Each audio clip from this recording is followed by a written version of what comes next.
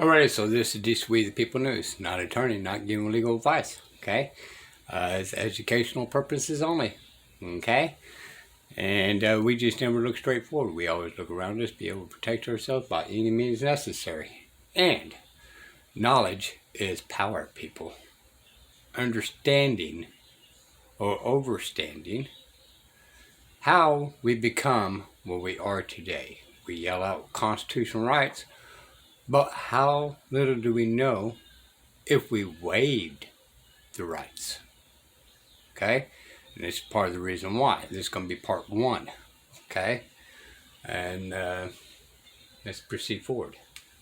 So what happens when you don't have a contract? It fails for one of these reasons that you don't have offer, you don't have acceptance. Is there still a way to enforce the contract? And indeed there is. And this is one of the arguments that Bethel could make in enforcing their covenant upon you as students. And so there are two methods of going about getting to what is roughly equivalent to a contract without having a contract. So again, the contract failed. There was no offer or acceptance, yet we can still legally find and enforce some kind of agreement. The first way to do this is through quasi-contract, okay? Quasi-contract, which is commonly known as unjust enrichment. Under quasi-contract, one party confers a benefit on another who knowingly accepts it and retains it. Okay, so for instance, if I were mowing lawns and I were mowing, I was supposed to come and mow your neighbor's lawn, and I got the address wrong, and I came and mowed your lawn and started mowing it, and you're in your house, and you see me mowing it, and you're like, I don't know who this is. They're with a lawn care service, and they're mowing my lawn. They're not supposed to be mowing my lawn. I didn't pay for it, but I'm just going to let them do it anyway, and it'll be their fault. And you could have come out and stopped me. You become responsible because you had the opportunity to come out and say, hey, you've got a mistake. You've got the wrong house. I think you're supposed to be somewhere else. What are you doing?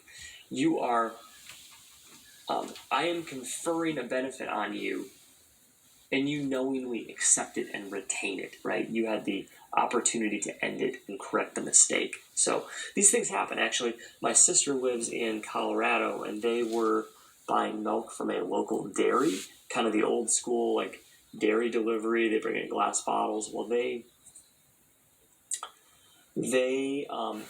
started this service, and in the same week they started, someone in their neighborhood, like on their street, ended their service. And the delivery person got confused and brought it to the house, the one that ended it. And so my sister never got her milk delivered. And they called and they asked, and said, well, it was delivered, but they ended up figuring out it was delivered to someone else's house. Well, these people who ended their contract kept the milk. They didn't call the company, and they didn't try to say, hey, we ended our contract, we got one anyway. So technically, the milk company could require them to pay for it, force a contract and to pay for it, because they knowingly and accepted it and retained it. They drank the milk when they should have called and said, hey, we got this, I think you got this wrong.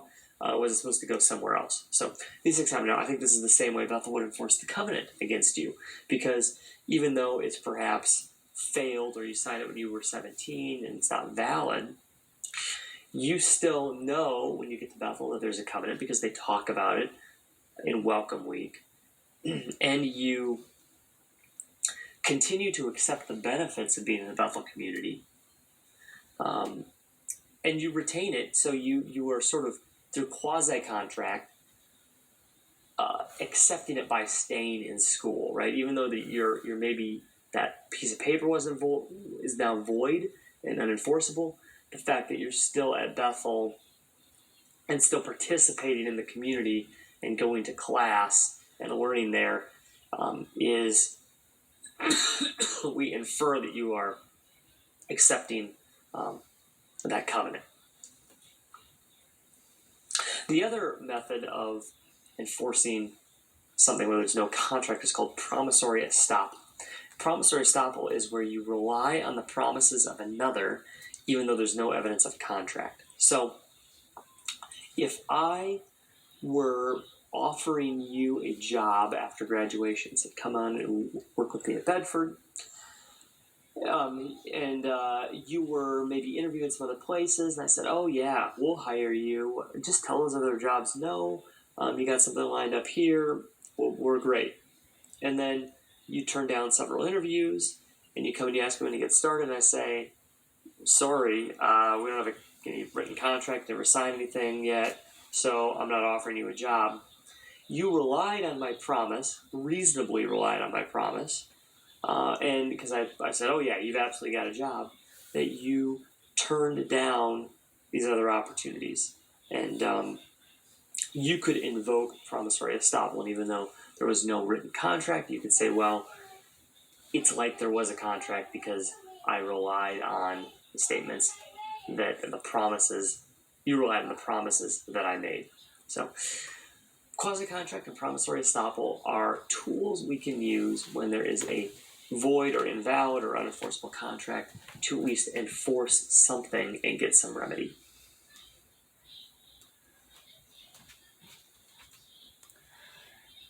Anyway, waited a little bit too long. Take advantage of our lowest rates of the year at Mitchell Chevrolet in Haskell. Right now, take advantage of 2.99% APR.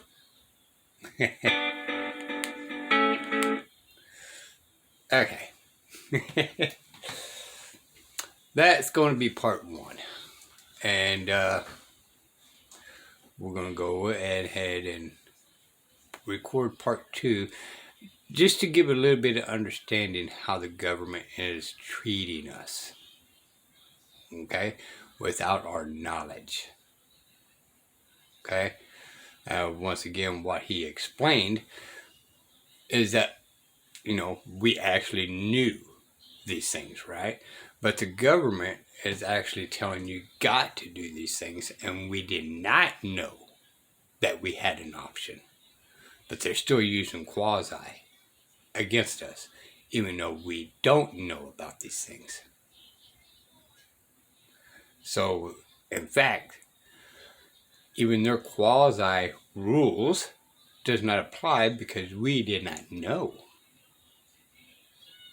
But we still accepted some type of form of contract.